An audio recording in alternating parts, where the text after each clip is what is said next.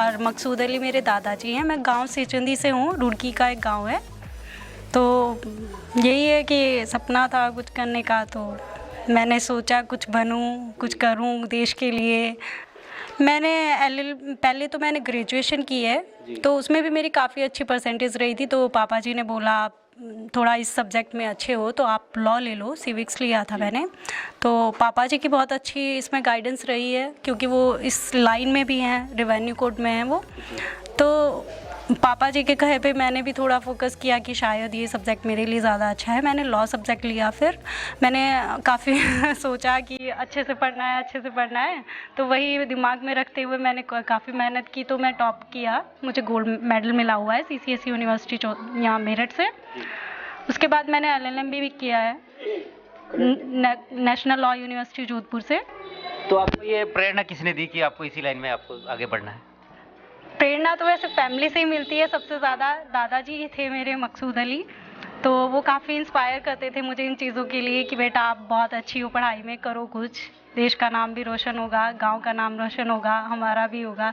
तो वही डिसाइड किया। तो मैं जब LLB कर रही थी तो मेरे एक सर थे, उन्होंने मुझे मूड कोर्ट में, जैसे होता है मूड कोर्ट में, तो उन्होंने मुझसे कहा कि जाओ बेटा तुम जज की चेयर पे बैठो। बस वहीं से ऐसे फील हुआ कि बस यही सीट तो चाहिए। दिमाग में एक सपना चढ़ गया कि जज बनना ही अब तो। उनका बहुत सपोर्ट रहा है मुझे इस चीज़ में कि हाँ शायद ये चीज़ सुनने में ही इतनी अच्छी लग रही है, तो कुछ करेंगे, मिल जाए तो कितना अच्छा लगेगा। तो सबसे बड़ी बात करें कि आपकी फैमिली में आपको किसने सपोर्ट किया सबसे ज़्यादा? मेरी फैमिली में वैसे तो माँ बाप तो देखो सभी के होते हैं, अगर माँ बाप ने सपोर्ट नहीं किया तो कुछ नहीं बन सकते आप लाइफ में, क्योंकि उनका बहुत बड़ा हाथ होता है। मम्मा पापा ने जितना स्ट्रगल किया है वो शायद ही कोई कर पाए। मम्मा ने मुझे एक गिलास पानी तक का मेरे बेड पे आके रख के दिया है कि पढ़ो बेटा, तुम कुछ बनो हमारे लिए, तो वही बहुत बड़ी बात है। काम तो बल्कि मम्मा की तबीयत बहुत ख़राब रहती है, और पापा ने कोई जॉब छुट्टी नहीं देखी, चाहे कुछ भी ना हो, लेकिन उन्होंने हर पल हर लम्हा ये कहा है कि बेटा तुम जो भी करो हम साथ देंगे, आप चलो सेंटर पे जाना हो कहीं भी। मैंने जो भी एग्ज़ाम्स अप्लाई किए वो हर पल मेरे साथ गए हैं हर जगह।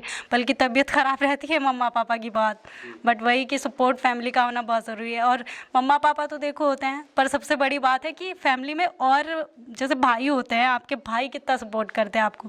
वैसे तो माशाल्लाह से मेरे दोनों भाई बहुत सपोर्टिव हैं, बट बड़े भैया का बहुत बड़ा हाथ है इस चीज़ में। वो तो मतलब मम्मा पापा का ड्यूटी होती है, लेकिन भाई की कोई ड्यूटी नहीं होती। पर उन्होंने तो ऐसे समझा है कि मेरी बच्ची शायद अपने बच्चों को भी कोई इतना सपोर्ट ना करता हो।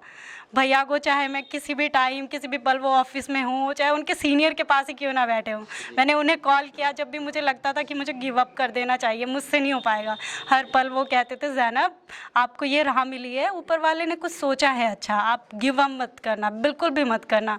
तो बस वहीं से मुझे मोटिवेशन मिलती थी कि तुम पढ़ो। वो मुझे गाइड करते थे, बल्कि उनका सब्जेक्ट नहीं है लॉ, फिर भी उन्हें पता था कि कैसे गाइड करना है, कि ज़ैनब ऐसे करो। हाँ, वो मतलब मोटिवेट किया, उन्होंने मुझे सब्जेक्ट्स बताया कि कैसे पढ़ना है कैसे नहीं। सोचो एक बंदे को जो उस फील्ड में है भी नहीं, वो उसके लिए इतना कर पाना बहुत मुश्किल काम होता है। वो मेरे लिए ऑनलाइन सर्च करते थे बैठ के कि क्या इसको बताना है, कैसे करना है, क्या नहीं करना है। वो सब तो बहुत बड़ा, मैं सबसे बड़ा क्रेडिट तो अल्लाह के बाद भैया को ही देना चाहूँगी। तो हमारे साथ अभी ज़ैनब के माताजी भी मौजूद है और उनके पिताजी भी हमारे साथ में मौजूद है। हम माताजी से थोड़ा सा चर्चा करेंगे कि किस तरह से उन्होंने सपोर्ट किया।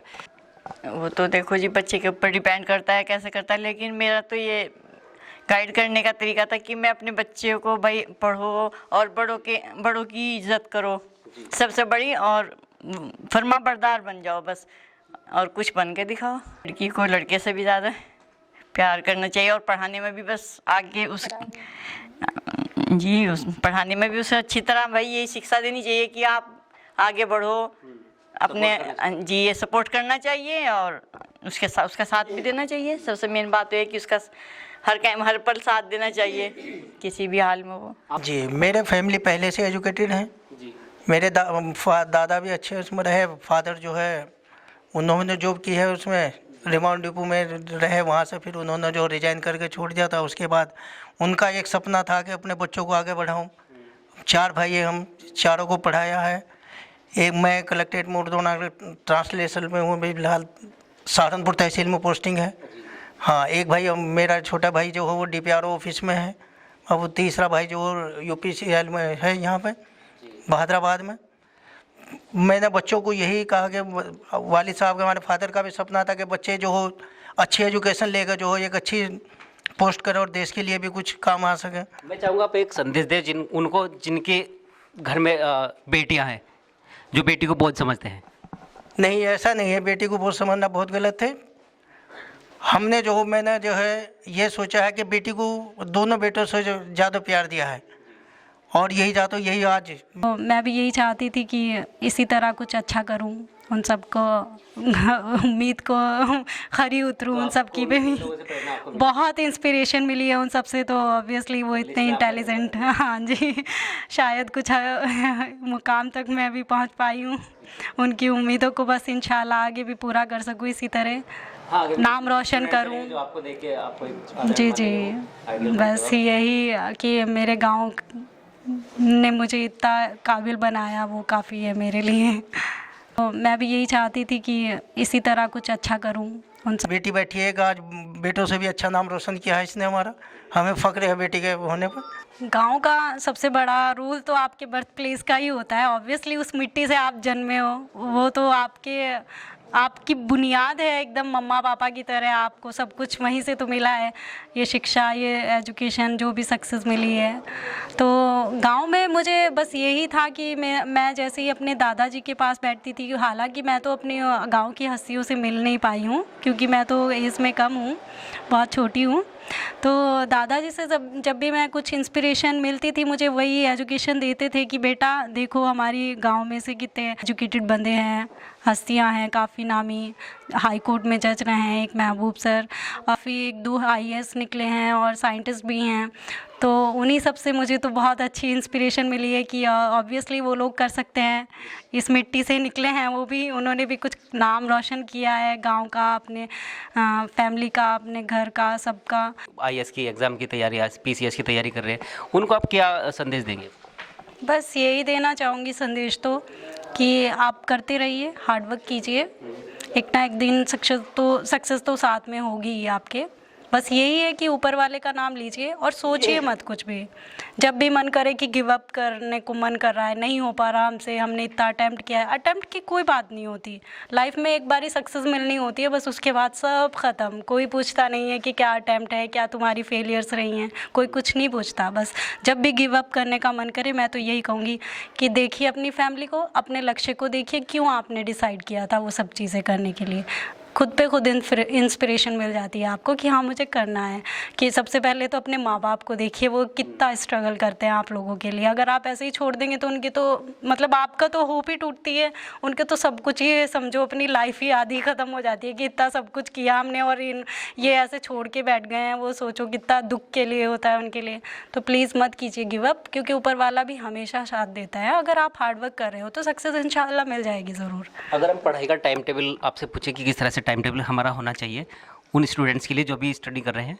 जी जी, बस टाइम टेबल तो ये होता है कि हर बच्चे का अपना तरीका होता है पढ़ने का। ज़रूरी तो नहीं कि जैसे मैं पॉइंट्स बताऊंगी वैसे आप फॉलो कर पाएँ, क्योंकि कोई कितने आवर्स स्टडी कर पा रहा है ये उसके ऊपर डिपेंड करता है। क्योंकि कुछ तो बच्चे ऐसे होते हैं 4 आवर्स में सब कंप्लीट कर लेंगे, कुछ होते हैं कि नहीं 12 आवर्स भी पढ़ना उनके लिए बहुत शॉर्ट पड़ जाता है।